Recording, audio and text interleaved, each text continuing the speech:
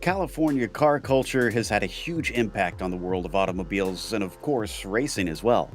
Yet, a hidden gem on the West Coast has been more well known to locals rather than achieving global fame. Willow Springs has brought out the fast and the dangerous toys of the wealthy for decades, but today it will be enjoyed virtually as we get ready to watch round 5 of the Lotus 49 Grand Prix Legend Series. And you'll see it all live here on the Global Sim Racing channel. Hi, I'm Joe Peak, and with me in the booth is IMSA driver Joey Atterbury. Behind the scenes is our director, Robert O'Brien, and he's using cameras provided by Dougie Beard.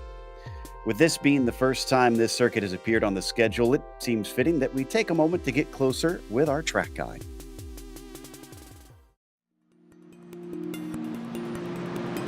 Welcome to Willow Springs International Raceway. As the oldest permanent road course in the U.S., it holds a particular place of distinction among American motorsports fans. The circuit is just an hour and a half north of Los Angeles, and because of this, it has been used in various films and TV shows over the years. With only 9 turns over 2.5 miles, or just over 4 kilometers, you'd think it's a pretty simple affair. But the incredible camber, numerous elevation changes, and some diabolically fast corners means there's complexities here to keep drivers busy for years. The downside is that there are a few heavy braking zones throughout the lap, and most are not in a straight line. Rabbits Ear and Turn 9 each require the driver to carry tremendous speed and aim for frighteningly late apexes. Meanwhile, the run past the Budweiser balcony all the way through the Monroe Ridge takes you on a roller coaster of rises and drops, all while dipping left and right with wild changes in banking. Sadly, there are a few series that visit the track in present day, but it stays extremely active through club racing, driver coaching, and private test days. It has long been a favorite for both fans and drivers, and once you get onto the track, it'll be easy to see why.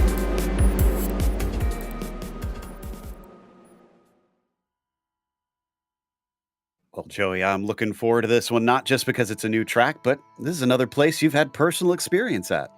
It has been a little while since I've been to Willow Springs, but yes, I've driven all 3 of the tracks out here, and we're using Big Willow today in 9 turns, 2.5 miles. This racetrack is a fast and flowing racetrack. Primarily look for action up at turn 4, which is the Budweiser balcony. That is the highest point on the racetrack and also probably the slowest turns, and you start to go downhill from there. You might see a couple opportunities being made down there, and then it is pretty much flat out into the sweeper. It tightens though. Be careful of the understeer on the back half of that corner, and maybe our only passing opportunity, I should say our best passing opportunity today, Joe, probably turn 1.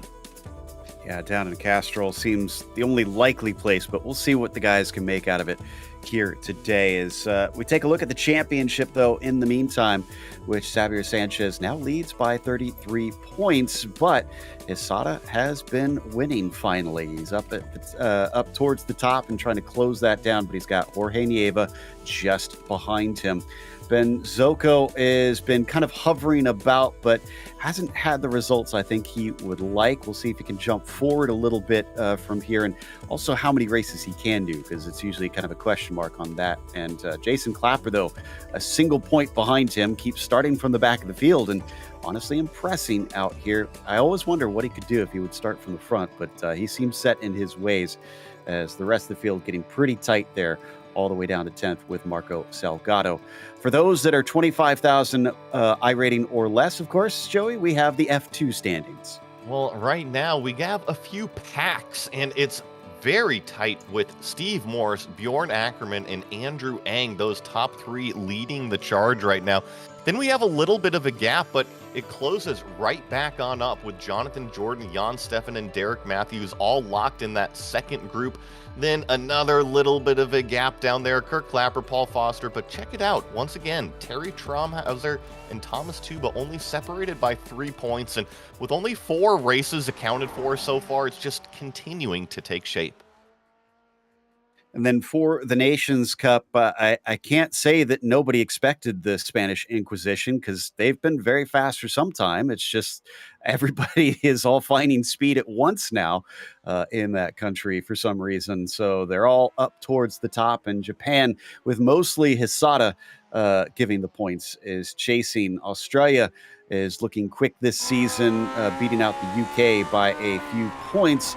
And the United States has started to slip downwards. So they have had a slump after a strong start and are in 5th currently. So watch out for them, though, because they do have a number of drivers in this series to try and bring them forward. What about for today's event specifically, Joey? What have we got? Round 5 of 12 here this season. 26 laps around Big Willow. Open setups as always. No spare car, so if you pick up any damage out there, you're going to have to live with it. But go join that community. They love everybody getting up to speed out there, and they share the setups. Drive-through penalty at 17x. Disqualification at 25. Joe, I think it's more, once again, about staying off of the other cars, keeping it on the racetrack versus those incident limits.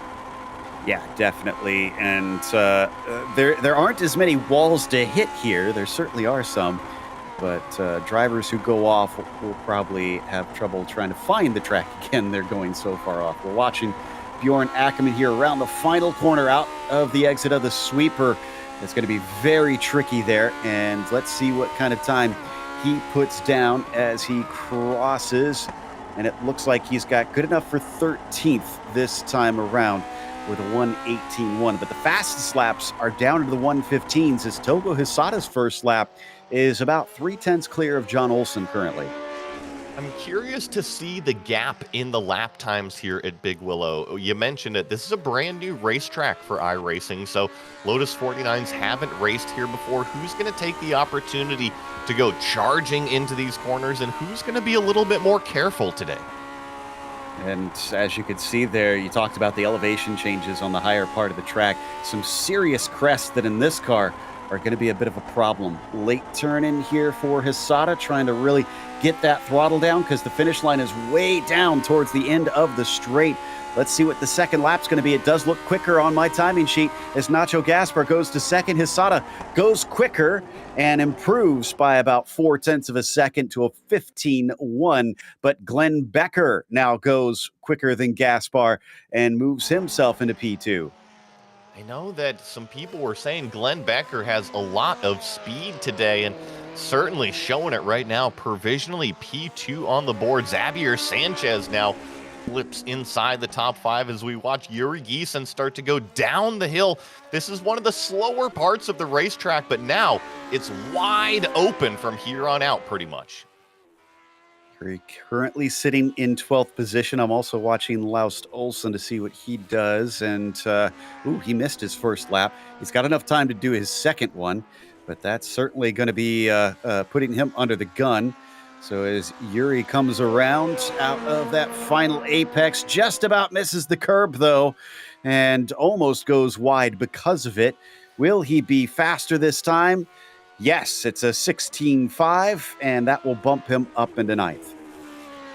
Just looking at these times, Joe, I'm pretty impressed at how spread out they are. 15.1 is pole position. Down in 10th is a 16.6, a full second and a half off. And I think that's just going to play even more into race strategy. We always see lap traffic become a part of it. Oh, Laust Olsen gets too loose coming down the hill. But to get to my point, I think with the gap spread, lap traffic is going to be more crucial than ever today. Yeah, it's not that long of a lap around here. And for Laust, that means he's going to have to start from the back, which is not going to make life easy.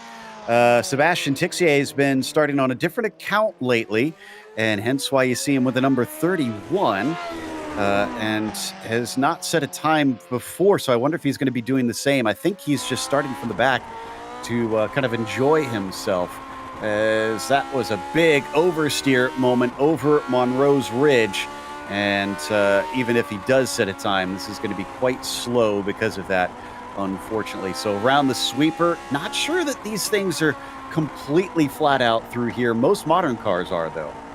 Yeah, they definitely have to lift as it tightens through that final section of the corner here. But, when you're approaching it at over 125 miles an hour, you need to put the grip on the front end at some point.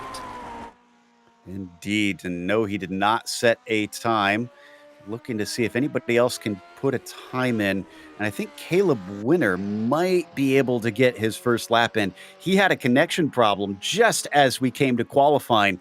So he's definitely found himself put in a difficult spot. And no, it looks like he is not going to be able to get around to set a lap in time, and certainly not doing things like that. We've seen several of these cars get loose, Joe. If you're off of the racing line, you're in the middle of the desert here. It is very dusty, very dirty, very low grip. And combine that with the over crest that you were mentioning and the steep downhills, you got to be awake behind the wheel. Absolutely. So time to go through our starting grid then. Togo Hisada has put it on the pole, but Glenn Becker is the one chasing. Admittedly, he is 4/10 behind, so Togo's found some speed. Nacho Gaspar is pretty close to Glenn. He'll be starting from third as Xavier Sanchez, our points leader, is down in fourth. John Olsen starts in P5 today as Jorge Nieva, who's finally gotten his first win this season, will be starting from sixth. Then it's Michael Grissinger in seventh and Gary Ho starting eighth. Yuri Giesen will be P9 and Timothy Vandenberg will start from 10th. Here in 11th, we have Ben Zoko. Joining him on row 6 is Matthew Maudsley.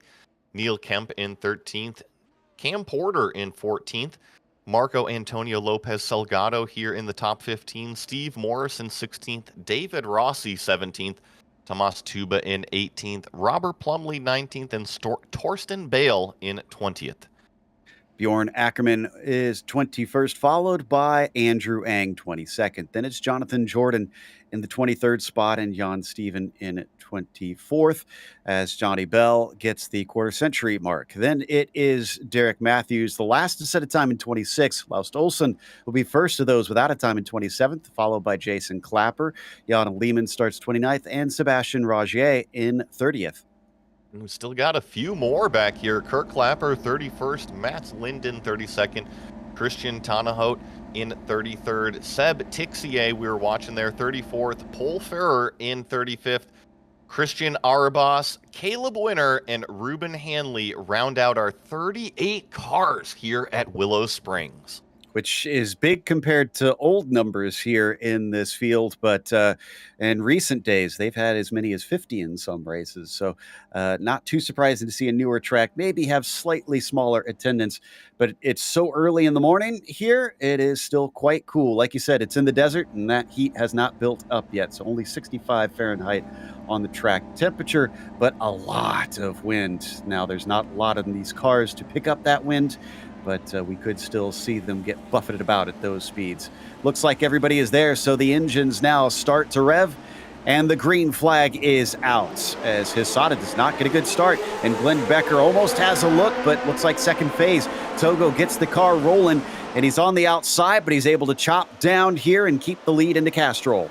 We're 2 and 3 wide a little bit further back. I saw Ben Zoko didn't have the best of launches, and he was stuck 3 wide on the outside. Oh, looks like the 21. That's Grissinger, already our first victim. And off the track he goes, but doesn't hit anything, so he's able to crawl his way back to the circuit. Is up towards the front. It's still Hisada, Becker, and Gaspar that are leading the way as they go by the Budweiser balcony for the first time. And then it's back down the hill. Yeah, you can see the camber. Now we take that charge down the hill. Got to be very, very careful going into this set of corners, this left-hander. You get the compression about halfway through, but you're very light on entry. Bjorn Ackerman seems to have had a problem as he's falling down the order. So did Laust Olsen, who is dropping backwards very quickly, but they've hit the sweeper now. Who can manage this one and get it right coming off the exit without dipping a tire off into the dirt? As we come along the front stretch now, Hisada is going to lead the first lap. We're on board with Cam Porter. Yeah, this is the front straightaway going down into turn 1 the first time. You see one downshift. I'm surprised only one downshift, but with the additional camber the track has, I think it just goes to show you how fast and flowing this place really is. And look at all the different turn-in points that all the cars are taking here into Rabbits here. long right-hander. Another one that kind of tightens on the exit. You can see it cresting there, causing that. And they got to get on the binders as it starts to climb up towards Budweiser.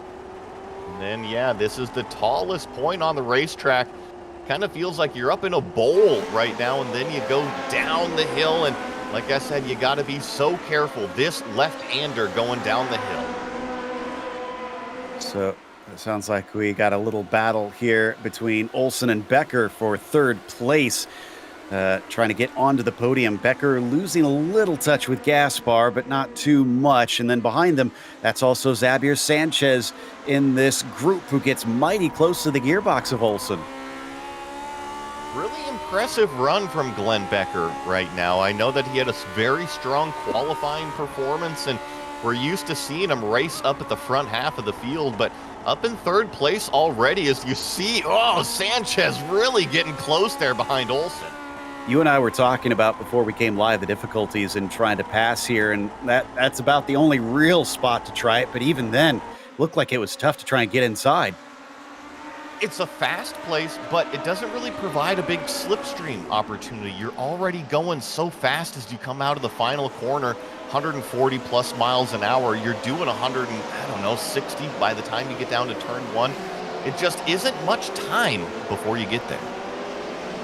So it denies them the opportunity, at least for now, as you see them going over the ridge and down along Wings leg into the sweeper once again. John Olsen still trying his best. I think Sebastian Roger had a problem towards the back, as I saw him losing multiple positions just now. And there is Christian Arribas, actually, who is off the course at what looks like turn 4, I think. Well, John Olsen just made contact with Glenn Becker as he tried to go inside, and John Olsen spins off to the exit of the racetrack. You're going to see it on replay here. Maybe just an ambitious move, thinking it's going to be tough, and he's got to take it when it shows. Or did he just overshoot it? He went down to the inside, down to the final corner there, and it's just so tough. There isn't much room. He slid up the racetrack, and Glenn Becker was already there. And thankfully, Glenn is able to carry on. So Olsen, yeah, just maybe a little too ambitious, unfortunately, and the tires could not cope. And he's off for a second time, I think, in Rabbit's Ear, and climbing up the hill. He's able to get back on the course, but he's all the way down to 29th due to those 2 offs. You got to clean up those tires. It's not very much distance between the last corner and where he went off right there. Not only that, but sometimes you have to take a mental reset as well. Just take a deep breath out there, realize where you're in, and then get back on the horse. He's in good company. Rogier was off. He's here. Klaus Olsen was off. He's in this group. So there's definitely a few that have joined him and are kind of in the same position. There's somebody way wide there in the background. I think that was Jana Lehman in the back. Oh, Neil Kemp in a nice little side-by-side with Ben Zocco coming out of the final corner. But Neil's got the inside. Ben's going to switch back on him, try to take that away as they come up to the braking into Castrol. And as they dive it into that heavily banked corner, doesn't look like there's enough for Ben, so up to 9th goes Kemp. Oh, and look at what this little battle has generated, too. It's not just Kemp and Zocco, but Maudsley, Morris, Porter, Silgado. They are all involved in this, and so one little mistake out of these guys up front, I feel like they're going to get swallowed up very quickly. Absolutely, so they got to stay alert here. Ooh, a little bit of a challenge up in front of them. It looked like somebody trying to take a bit of a peek. Oh, Yuri Giesen goes off. He's the one that I think we saw, and that causes Maudsley to have a little bit of a hiccup as cars are trying to scatter and sneak through the melee. And Joe, we're only on lap 5 here as we get a replay. Exactly what happens to Yuri Giesen. This is the tallest part of the racetrack. He just gets out wide, too much speed through that bowl section, and thankfully he doesn't spin it around, but with all the cars stacked up, loses a ton of position. It's a bit of a shame that there aren't more series that come to race here, because this is such an interesting track, some unique corners in it that I'd love to see some modern vehicles definitely have a go at. And I believe this is Glenn Becker now, Jorge Nieva going up and challenging around the outside, but Glenn Becker has the preferred line on the inside as we go up the hill, but it switches back, and soon enough, Nieva will have the advantage. Now, Jorge's going to try to complete the pass, but Becker, hard on the brakes, uses the camber of the track. Sticking with it, not willing to give it up because he's already lost multiple positions since the start of this race. He is going to hold on to it as Vandenberg is taking a complete shortcut here. That completely cuts out the balcony and is going to be able to return to the track safely. But how did he get there? This track kind of steps over itself, and yeah, just a big loose moment before you go up into the bowl, and you have all the safety trucks and porta potties in your way over there. He took a right turn, met up with the track a little bit later. So this is his view. Whoa, yep. Just didn't know where the track went, I guess, and figured might as well carry on, and eventually I'll find it. I don't blame him here. I just think iRacing and their system is probably going to give them a big old time penalty for that one, unfortunately. Actually, they had a patch last night, and I did notice that I think it said there wasn't a penalty for that before the patch, and they had made sure to correct that. So I'm pretty sure he got a slowdown on that one. And I just saw him, I think, maybe have a disconnect because he's gone gray on my screen. That or he had some sort of accident. But we'll look in that in a minute. In the meantime, still watching Maudsley in this huge group that is forming. Whoa! And around goes Steve Maurice, who manages not to get hit, but he was at the very front of that train. I think the attrition rate is going to continue to grow here as we take a look at Steve Maurice and see exactly where it goes wrong for him. Yeah, see, just on entry, he loses the back end a little bit, and once you're off into the dirty stuff, there's pretty much no saving it. But what I was going to mention about the attrition rate, Joe, this is a brand new track for these racers. I think we're going to continue to see people push the limits and potentially overstep those limits. Yeah, one of our onboard cams today, Bjorn Ackerman, just did. He got into the back of Jan Steven. Both of them went off, but they're both back on track. Granted, so they're almost a lap down at this stage. They've had a lot of problems on this one. Back to Glenn Becker, who's still trying his hardest to charge back forward. He was on the front row, but he's off the podium now. And Xavier Sanchez has used this opportunity to start to skitter away from him. Oh, yeah, looks like a car off to the left side there, but Glenn Becker just needs to settle into the rhythm. As you mentioned, in qualifying, he had the speed, so he's got the raw pace. Sometimes just when you get into these race sessions, you have a little bit of a different mindset when people fill the mirrors, and you lose track of what you actually need to do out there. It was Jan Steven that you saw off to the left. Whoa! And then somebody else went off. It's not really, I wouldn't call it attrition rate so much as just the majority of mistakes seem to be drivers having very simple offs, as the 27 of Steven here in replay is already off the course. And I think he knew he was so far down, he just kind of backed out and waited patiently for an opening. And I want to jump to this lead battle here, Joe, because Nacho Gaspar is starting to apply the pressure to Togo Hisada. He snagged the fast lap that last time by, and he's even closer this time. Now, did Togo have a problem, though? Because he was much farther ahead. He had pulled, I want to say, a significant gap over Nacho. I'll have to go back and check that, but he is definitely under threat as around the outside. Nacho's going to try and make the difficult move here and slipping up on the tires. Hisada cannot contain him. Nacho is your new leader. That is a mistake you don't often see from Togo Hisada, but Nacho Gaspar with a pretty much strong arm around the outside, and now the number 2 has fresh, clean air. I don't see any lapped cars right now in the horizon, so I think he's pretty much going to set sail. I went back to try and see if I could find a mistake of some sort, and I think the only one I could find is Hisada had a slow moment through turn 1 on lap 7, and that's what brought them together. But then Nacho's been on him ever since, and there is the differences between them. And yeah, it was a half-second difference on lap 7, so there you go. Still, Togo's responded and is now trying to keep pressure on Nacho. Last week, it was Nacho that had the hiccup on the last lap, or second to last lap, and gave up the opportunity for the win. So the roles have been reversed now. I kind of feel like a broken record when I talk about this, but I really feel like Togo Hosada goes through several different phases during the course of the whole race. And sometimes he's out there with his hair on fire. Sometimes he feels like he's struggling a little bit. And that might be one of these sections of the race right now that Togo just might not have the pace, but he will turn it up later. Well, and we have to remember, Togo is a relatively young driver. I think he's 19 or 20, somewhere around there. And you got to wonder if some of that experience and that youthful fervor is part of the inconsistency out there. But he's definitely found the speed once again. They're still about 5.5 seconds ahead of Sanchez, so they're pretty clear. Whoa, actually, no, Sanchez just had it off just now, and I think that may have been coming over the ridge. And that's going to promote Glenn Becker back into that podium position. Have a look at this GSRC replay of exactly what happened to Sanchez. And Joe, you called it. This is actually coming down the hill. He gets a little loose there, and then I think it just continues over the crest. Yeah, he gathered the car up, and then maybe the tires are getting a little hot. It's wheel spin. Yeah. Yep. Big save, though. Kept it from going around completely. Just, unfortunately, both cars sneak by.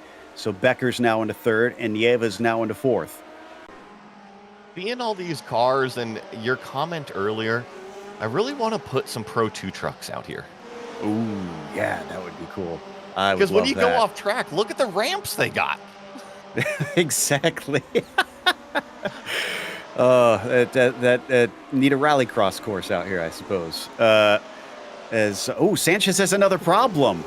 It's a bad day for our points leader. Is he going to lose the points lead with this one? I think he's still got drop weeks in his pocket, though, as the number one is now down to 14th position and still fighting because that is Steve Morris now with him. Very unfortunate for Sanchez, and a couple rare mistakes out of that number one car. He carries that number one for a reason. Highest I rating in the field. You don't see mistakes. So there's where it went wrong. And turn 4 looks to be quite a problem for a lot of drivers. We've seen cars get loose on that entry a number of times. I don't think he's going to be the last one either. And you see it as soon as it snaps out on him, he has to make that correction. And all of a sudden he's off the racing line and going where the Pro 2 truck should be. Yeah, and he doesn't cut the course. I gotta imagine that's a big, big penalty. So I don't think he wants to endure that and has to kind of climb down the hill and eventually just awkwardly go over the curb. So that's what put him so far backwards. As back up at the front, it's still about half a second, but now we've got lap traffic. That is the car of Mats Linden in front of them. Are they going to be able to find a clear way by? This is the part of the race that I was waiting for. Get into the traffic. Who's going to navigate it better? Togo has a lot of experience doing this, being the leader of the races before, and now it's Nacho's turn as the lap car goes off on the final corner, but I'm impressed with Gaspar's pace. You don't see Togo fall off like this very often. Yeah, he's got the afterburners on, and he's trying to run away and keep himself safe, but that torrid pace has meant that they are gobbling up these lapped cars. Sebastien Rogier is going to be the next one that they're going to grab here in not too long, and they're only hitting the halfway point of this race. Honestly, what I'd love to see is either maybe SRO or IMSA cars in the GT4 category come here and race. I feel like that'd be a perfect combo. Yeah, now in the virtual world, yes, definitely. I think it would provide some awesome excitement. I wonder about the pit facilities in real life and Rosemont and what they are capable of. That is a good point. Yeah, a lot easier to bring a whole bunch of cars here as we watch Ben Zocco in the midst of a fight. And how about Seb Tixier up 26 spots behind Ben Zocco? Now he's got a little bit of a gap to catch Ben, but the fact that he is still in that 8th position is mighty impressive. Well, we haven't talked about Seb at all ever since he missed his qualifying as he goes 2 wheels off the track out there, but I think that's a sign of the speed. He's letting it all hang out on the racetrack, up 26 positions so far. Great stuff here from Seb. Like I said, I think he's just having fun this season. and starting from the back intentionally to see what he can do, as he's certainly had his fair share today. So the Singapore driver crosses the line and now starts lap 14. But Xavier Sanchez is not done with his misery. Out of the exit of the sweeper, he has once again found the dirt. Let's see here. Sometimes when it rains, it pours, and yeah, just too much speed through that fast sweeping corner, Joe. He didn't even make it to the point where it starts to tighten. He's going to be kicking himself on this one. And this is pretty uncharacteristic for Xavier. Yes, we've seen mistakes from time to time, but this many in one race, I don't think he likes this new track. As there comes Cam Porter with a heart attack. He's another of our drivers that is usually providing an onboard cam, and he's fighting with Yuri Geeson, as well as it looks like, I think that's Matthew Maudsley that we got a glimpse of behind him. Well, I was just about to say, this is a fantastic race right now for Cam Porter, up inside the top 10. And look at him, he's smiling out there. He is loving the racing that he's getting to do. Soft-spoken, but a man of many talents, and racing certainly seems to be one that is growing in his repertoire, as he, like you said, is within the top 10 and used to be more down towards the lower end of the mid-pack. But lately, even though this is a single split, he has been up towards the front and really challenging for these top 10 finishes. Has had podiums from time to time in the various vintage series that he runs. And he's going to see if he can overtake Yuri Geeson as they climb up through Rabbits here once again up towards the treacherous turn 4. I love drivers like Cam Porter out here. Oh, he's going to make an opportunity, shoves the nose down the inside here. The outside is the dirty part of the racetrack and doesn't able to complete the pass, but he's working over Yuri Geeson right now, just trying to go over, under, trying to find some clean air. Cuts back here into Monroe. Let's see if he can get the run. Coming over the hump and down the hill. He does as Geeson overshoots it, and that's going to give both cars a position as Maudsley also sneaks by. We're seeing more and more danger areas out here. It feels like Indiana Jones avoiding all of the trap doors, because it seems like one area of the racetrack is the danger zone, and then this next crest pops up, and then it's over here, over that, and man, just watch out everywhere. Yuri wastes no time, though. He retakes the position down in the sweeper on Maudsley, so making use of that sort of inside shoot into there and managing to get through. Looked like a little bit of a battle in front of them, it looked like. I think that was Zoko and Kemp that are fighting for 5th position. Yeah, this is another good run for Ben Zoko, applying the pressure to Kemp and Gary Ho. Ben started a little bit further back, so he is on the charge today. Was trying to make an opening down into turn 4, but Kemp covered him off and made sure to lock that inside line, as that is Caleb Winter, who's a lap down, staying out of the way as he dipped his wheels into the dirt himself. Now back up over Monroe once again. Zoko with a wider entry, trying to get the launch, but it doesn't work. And jumping back to the lead, look at this. Togo Hisada in the draft. Is he going to go late on the brakes? He's trying. He's taking a look. Nacho Gaspar even deeper going into turn 1, but look at the lap times. All of a sudden, Togo has turned those 1 minute 16 second lap times into 1 minute 15s and lower. Ooh, maybe a little shallow on the entry for him as he loses a bit mid-corner, but he's sticking with it. I love what we're seeing between these two. Almost equally matched, it seems, based on what we saw both last week and this week between the pair of them. That was Robert Plumley that we saw briefly off course, though, who's had a number of bad moments here in this race. More lap traffic. It looks like that's Bjorn Ackerman in front of them. Oh, but Gaspar gets a little bit loose, and here comes an opportunity for Togo. He just can't get the power down soon enough to really make an opportunity happen, and I think things are starting to slip up a little bit for Nacho, and Togo starting to turn up the heat. One thing I'm noticing about this track, it feels like, Joey, is that one driver can be strong at one point, and then the strength switches back just a couple corners later based on the line. This is a fascinating back and forth here. What I've noticed the biggest difference between these two front racers, Joe, is that Nacho not afraid to use the entire track. Togo kind of sticking a little bit more to the sticky stuff, that racing line. So you got to watch out if Nacho maybe oversteps it a little bit. He doesn't have that extra boundary. He's going to find himself off the track very quickly. Both of them try to double apex through rabbits here and launch off of there. That works a little better for Gaspar, as I saw some wheel spin for Hisada coming off the corner. They managed to overtake Ackerman safely, who gets a front row seat to this epic battle. And with that said, the one thing about using the whole racetrack, it can potentially provide you more rolling speed through the corner. And this lap, seems like Nacho picking things back up again. He's about 0.3 quicker last time by, 0.2 quicker last time by over Hisada. So definitely finding a little bit more pace recently, but maybe that's him just giving it the hurry up here since he's got his mirrors full of the Japanese driver. Now coming off the corner onto the main straight once again, where you can hopefully make some time. Neither seems to find an edge over the other. They come on to lap 19. It's starting to run out.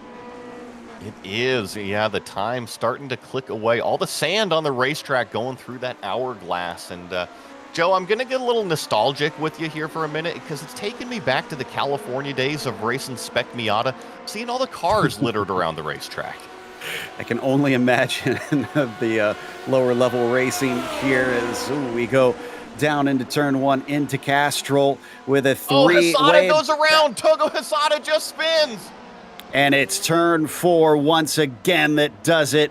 He's not going to lose second. Becker's a little too far back, but that puts paid to the battle, at least for now.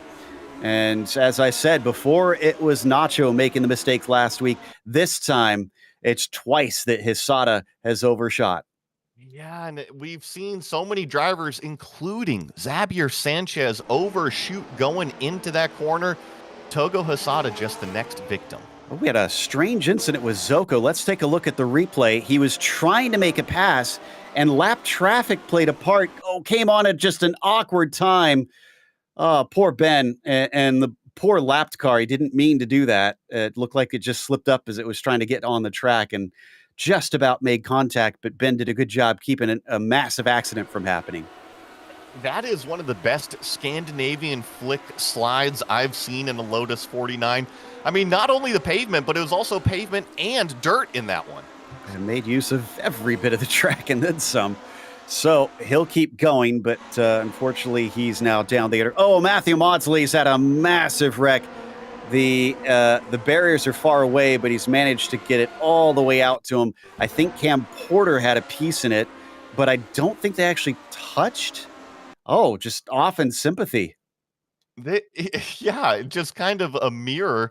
Cam Porter goes off first, and I wouldn't be surprised if that's what Matthew Maudsley kind of followed him off the racetrack. But you were right, Maudsley, huge impact with that outside wall. Such an embarrassing moment, but target fixation so easy to do. And Togo Hisada's had another off just now, coming down through Wing's leg.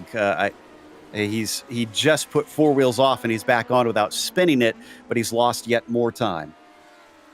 Seems to be a theme here on the racetrack today is that when you go off, maybe it takes a full lap or more to get the stuff back underneath you.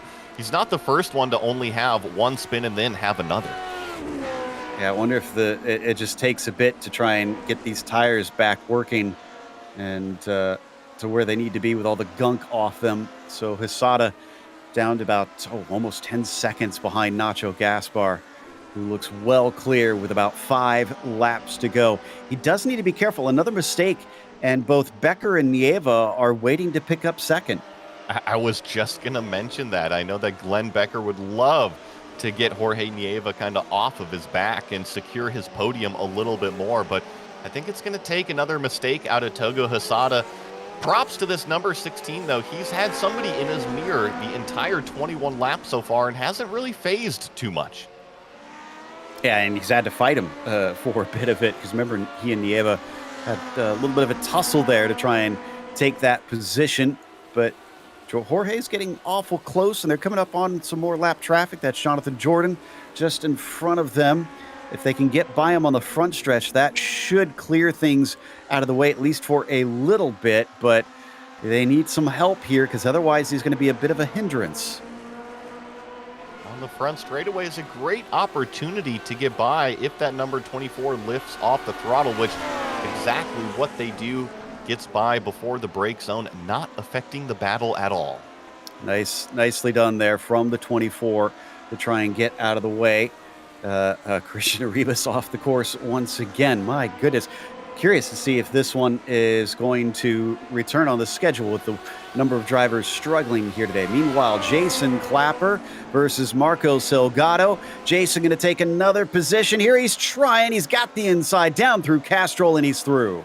Man, nice move. Up 19 now for Jason Clapper. It's just a shame that Seb started back there because Seb is up 29. Joe, Tixier, top 5.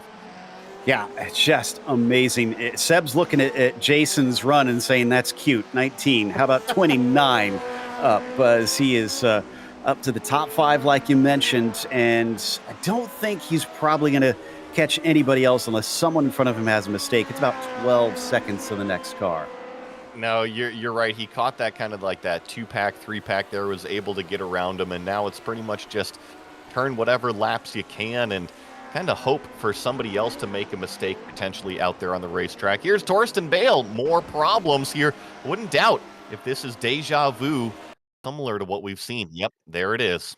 Wonder if the gearing of the car is just a little bit awkward for that corner.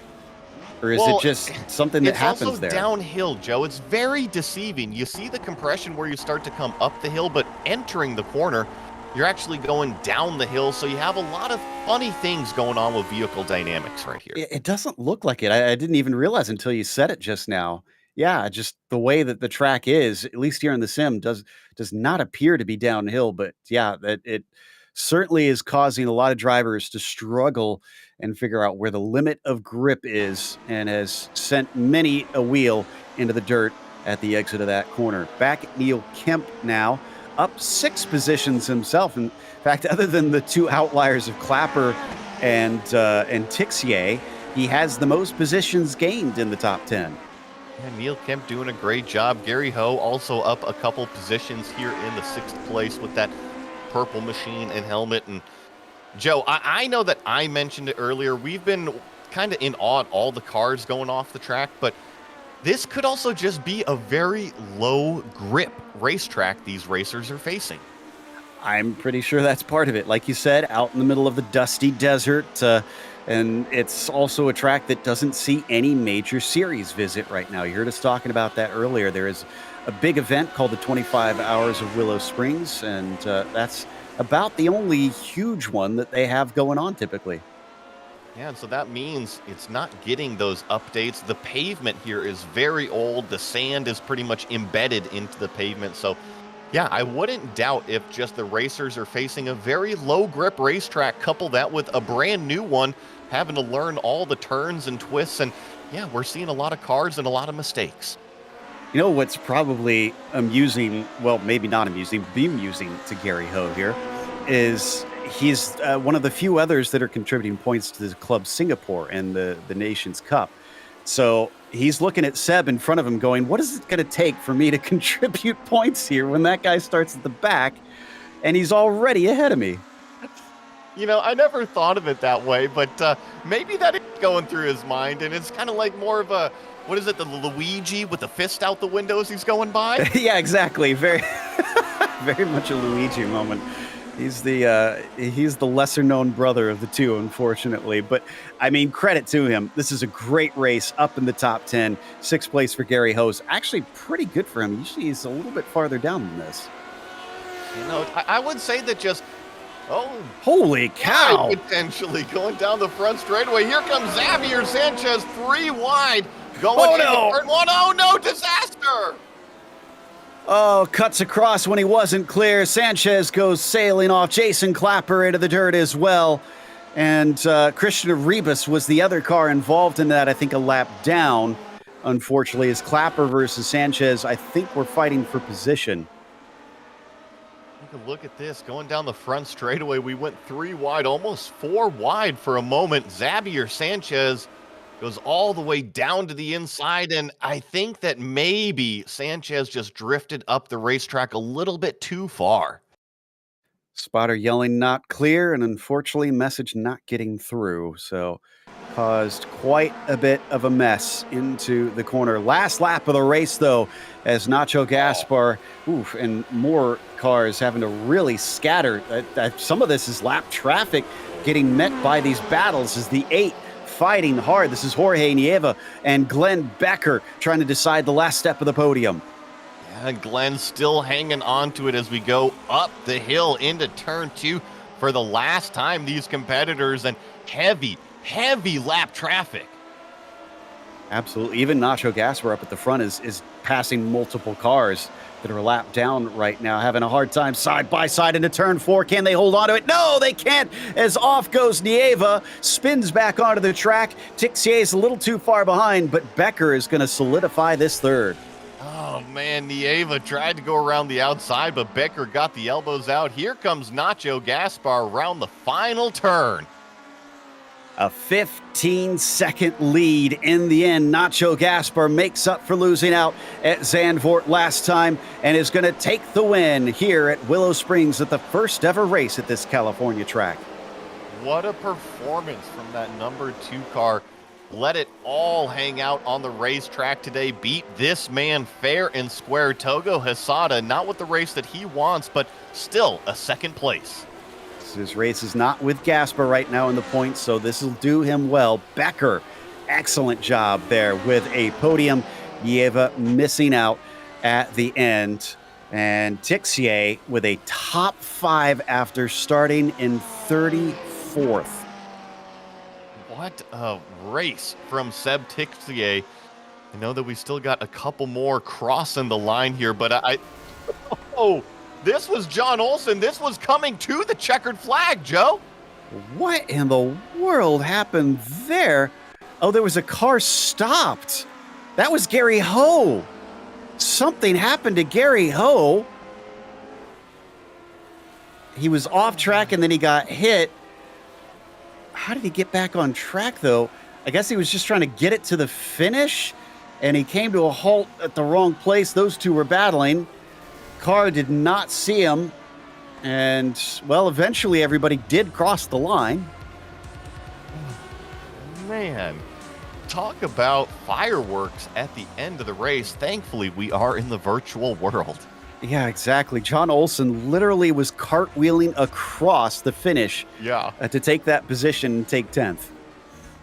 All right, let's catch our breath. Let's take a quick break. We'll come back with the official results as well as driver interviews, so stick around.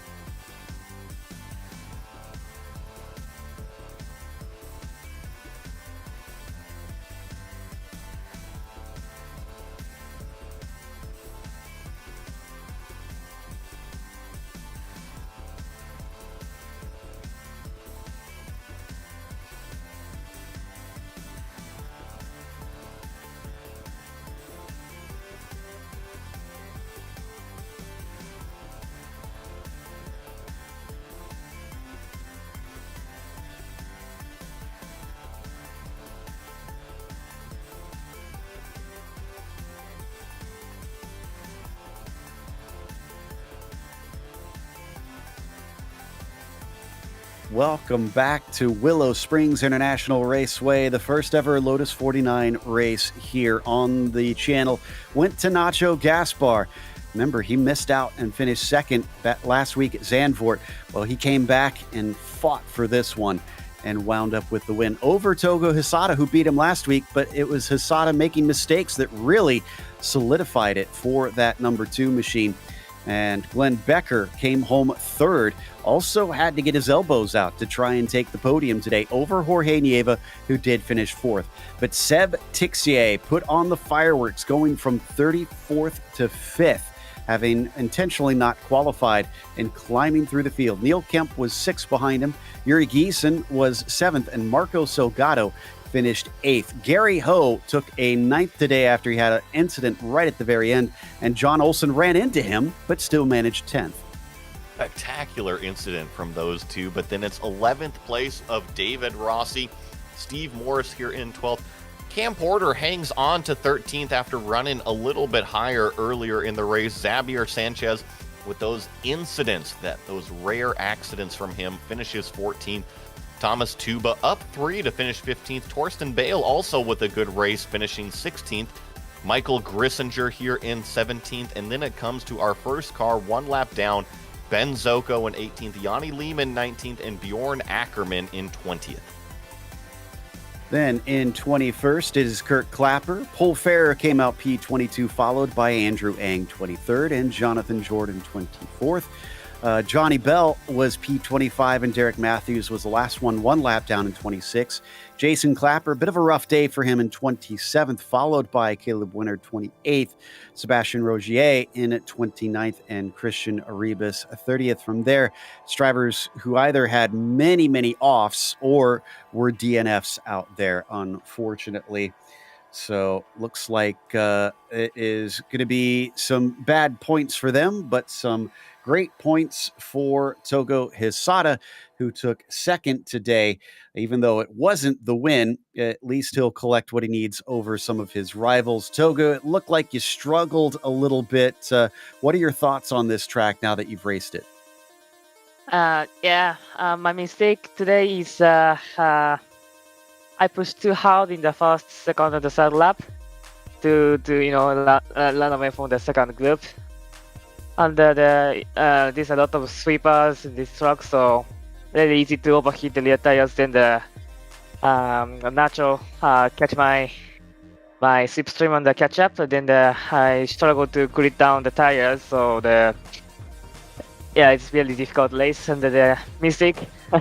And the same mistake in the countdown, so I did again. A little bit brake too late, and I get let go. So, but the chasing the car is really fun, and the truck is really thrilling and really fun to drive. You and Nacho looking like you're building a little bit of a rivalry going here. These past 2 races, it's been you two kind of running away and fighting for the wins.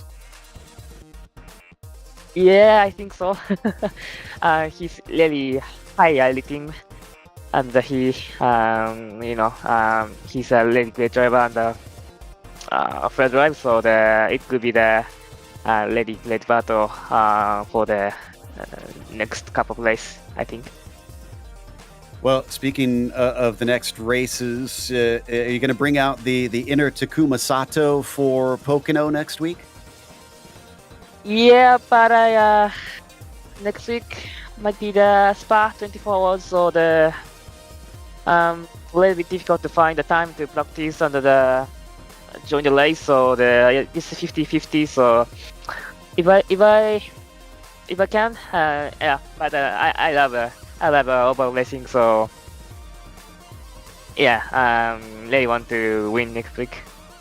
I was going to say, I'd be a bit sad not seeing you there because your first one came at Indy those many years ago. Congratulations on a podium today. Thank you. That was Togo Hisada, who came in second. Behind him in third, Joey has caught up with Glenn Becker, who's had his second ever podium, but first on a road course. Yeah, Glenn, congratulations on bringing home some hardware today. Thank you very much. That was exhausting, in a word. Well, talk to me about it, because it seemed like no matter what point in the race, you had your mirrors filled with a competitor and you were able to fend them all off. I definitely don't think it was pretty, but it seemed to be effective. And having come on some pace just recently, I'm not used to being that pressured. Usually it's just make a mistake and everybody goes by. So this was new. It's going to take some getting used to. I'm exhausted. I'm really pleased with that. The outcome was effective. Let's call it that. Well, maybe it's that paint, maybe the airplane is kind of bleeding off onto the race car a little bit. But I got Mick here behind the scenes asking me, what is this whole hell on toast deal? It's a philosophical pursuit that basically just means get in it and floor it. Don't never lift. Take no prisoners. Always look forward. Well, that seems exactly like what you did today, especially talk to me about the last lap, because you had to get your elbows out there. What was that like, fending off that podium? Yeah, that was tough. I'm not used to defending, like I mentioned. Jorge was exceptionally patient the entire race. I was a little inconsistent. Like I said, I do think the race was not all that pretty. There were times where I'd make a bobble, miss the drive, or miss an apex, or overdrive a little bit, and he'd be right back in my gearbox again. And then if I could put a solid lap or two together, maybe I'd pull a small gap, 6-7 tenths. But he was waiting to pass me, waiting for the bigger mistake the entire race. He was exceptionally patient. That last lap, sorry, Jorge, I haven't looked at the replay yet. I definitely slid out, I think. Sorry about that. That's a sucky way to clear my gearbox on the last lap. But it was definitely one of those, I'm not going to let him pass. He's going to have to do everything. He's going to have to do all the work. And I did just, I think, get a little bit sloppy. And that corner, unfortunately, where we touched is my bugaboo on this course. It's where I lost it in the race last night. I definitely had a couple of scares on that one today. I was happy to make it through. Sorry again, Jorge. Well, I didn't blame you one bit. Joe and I were talking about it on the break here, and I thought it was a good racing incident. And sometimes you got to get your elbows out to fend off that podium, especially when it's your first road course podium. So I didn't see anything wrong there, Glenn. And being a huge aviation nerd, I love seeing the airplane livery on the race car. Before I let you go, is there anybody you want to give a shout out to? Yeah, the usual, the community, specifically today. Jorge, thank you, Barry. That's such a fantastic run, and thank you for the patience. Jorge has already kind of said, hey, no harm, no foul in Discord, so the community is what it is. You guys do a fantastic job. Thank you so much. And today, maybe I'll give it a little bit of credit to the livery. It was fast today.